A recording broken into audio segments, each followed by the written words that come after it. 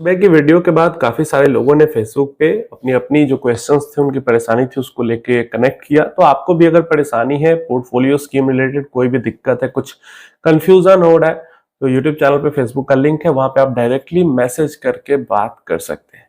चलिए, इस वीडियो के अंदर हम बात करने वाले हैं जो सारी अपडेट्स हुई हैं, काफी इंपॉर्टेंट अपडेट्स है, कुछ निगेटिव कुछ पॉजिटिव, सब कुछ है इस वीडियो के अंदर में।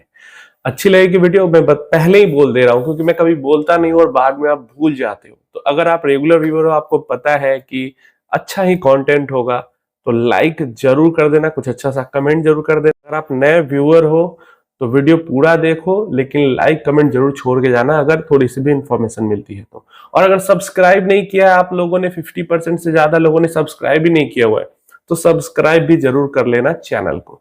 चलिए, सबसे पहले हम अपडेट निफ्टी से ही करते हैं। तो कल का जो हमारा मार्केट था, वो उसने क्लोजिंग जरूर दी थी 24,300 के नीचे, जैसा कि कल हमने वीडियो में बात किया था, लेकिन वो एडजस्ट होके जो मैंने जो देखा था वो एकदम 3:30 के पास देखा था।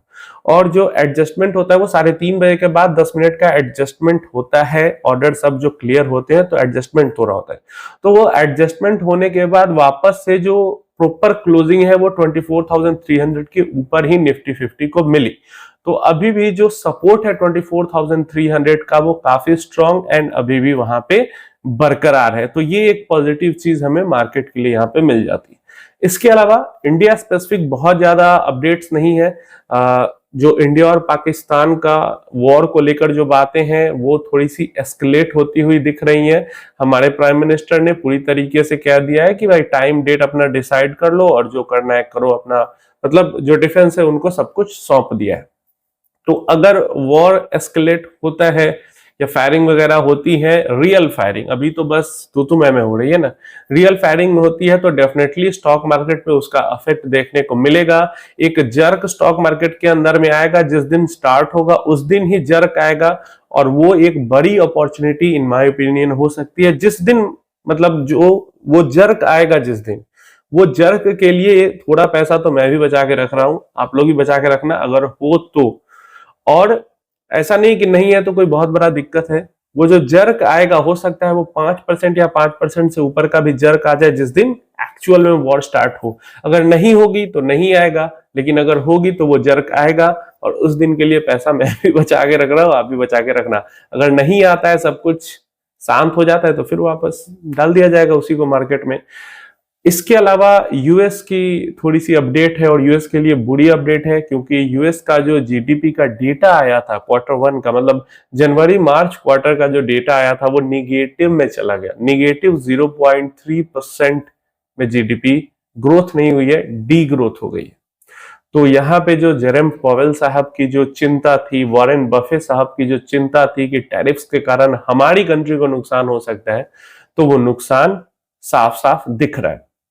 क्योंकि उससे पहले दिसंबर वाला जो क्वार्टर था, अब आप ईयर ऑन ईयर भी कर सकते हो, लेकिन यहाँ पे तो टैरिफ के कारण इफेक्ट आया ना, इसलिए मैं उससे पीछे के क्वार्टर को देख रहा हूँ।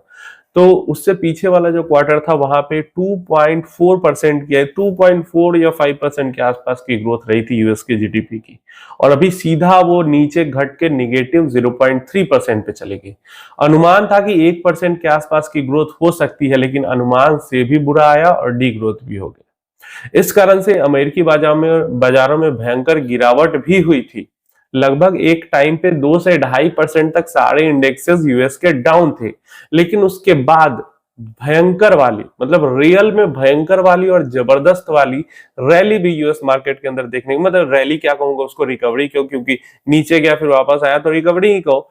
तो यहाँ पे लगभग 2% से ऊपर की रिकवरी भी सारे इंडेक्सेस में हो गई। क्यों? क्योंकि दो बड़ी दिग्गज कंपनीज का, माइक्रोसॉफ्ट का और मेटा का रिजल्ट आया, और रिजल्ट काफी बेहतर आया। 6-7% स्टॉक्स चढ़े। और भाई टेक कंपनी है, जाइंट कंपनी है, और इनका रिजल्ट अच्छा है, मतलब सेक्टर लीडर का रिजल्ट अच्छा आएगा तो भागता ही है, बाकी कंपनी भी भागती है, बाजार भी पूरा भागती है। तो ये रीजन हुआ कि मार्केट के अंदर में तगड़ी, एक ही दिन में तगड़ी गिरावट और तगड़ी रिकवरी भी हमें देखने को मिल गई। नेक्स्ट अपडेट है बैंक ऑफ जापान की तरफ से।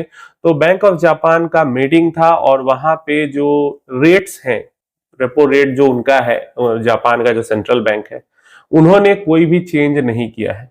मतलब अब बढ़ाना तो मुश्किल लगता, वो बढ़ाएंगे नहीं, अब वो घटाएंगे ही आगे चल के।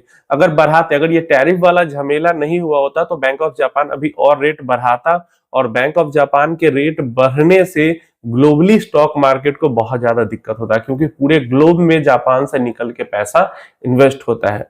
और क्योंकि ये टैरिफ वाला इशू हो गया, अब टैरिफ वाला इशू सलटने के बाद हो सकता है वो बढ़ाए, क्योंकि टैरिफ ज्यादा बढ़ने से क्या होता है कि अब ट्रेड डील इफेक्ट होगा तो इकोनॉमी के अंदर डिग्रोथ आएगी, तो उससे अच्छा है कि चलो इंटरेस्ट रेट अभी रहने देते हैं। ये सोचकर उन्होंने, बैंक ऑफ जापान ने बिल्कुल वहां पे इंटरेस्ट रेट इंक्रीज नहीं किया, उसको दूसरी बार फ्लैट छोड़ दिया।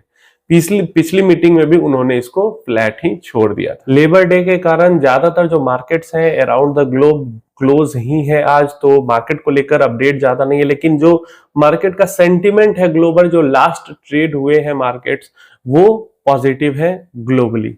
इंडिया की बात करें तो इंडिया के स्पेसिफिक भी सारी चीजें पॉजिटिव ही हो रही है। ट्रेड डील के बारे में हमने बात की ही, कि सीधा ट्रम्प कह रहे हैं कि पहली ट्रेड डील इंडिया के साथ ही हो सकती है, सब कुछ फाइनलाइज हो चुका है।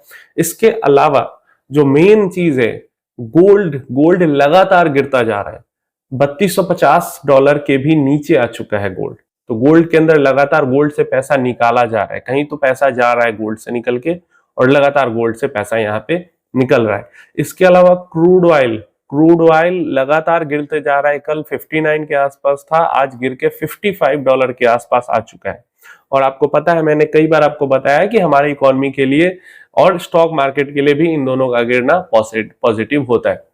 इसके अलावा जो रुपया की क्लोजिंग हुई है वो 84.5 पर डॉलर के नीचे आके हुई है, तो 85.49 रुपीज पर डॉलर प्राइस हो चुका है। तो काफी अच्छी खासी यहाँ पे भी हमें रुपीज के अंदर में रिकवरी देखने को मिली, और रुपया स्ट्रांग हो रहा है धीरे धीरे करके। अब देखो, ये लॉन्ग टर्म स्ट्रांग नहीं होगा, ये धीरे, अगर डॉलर के अगेंस्ट में रुपया का जो एवरेज सालाना देखा गया है वो 4% के आसपास, कभी थोड़ा ऊपर कभी थोड़ा नीचे गिरता है, लेकिन अगर ये गिरावट का जो दर है वो जितना कम होगा उतना हमारे लिए फायदेमंद होगा। इसका जो 10 ईयर यील्ड है वो 4.15 के आसपास गिर के आ चुका है, जो अभी कुछ दिनों पहले तक 4.6 के आसपास जाने के लिए तैयार था। तो बॉन्ड से भी पैसा निकल रहा है, गोल्ड से भी पैसा निकल रहा है, क्रूड ऑयल गिर ही रहा है। अब देखते हैं कितनी जल्दी और कितना ज्यादा पैसा स्टॉक मार्केट की तरफ खिंच के आता है।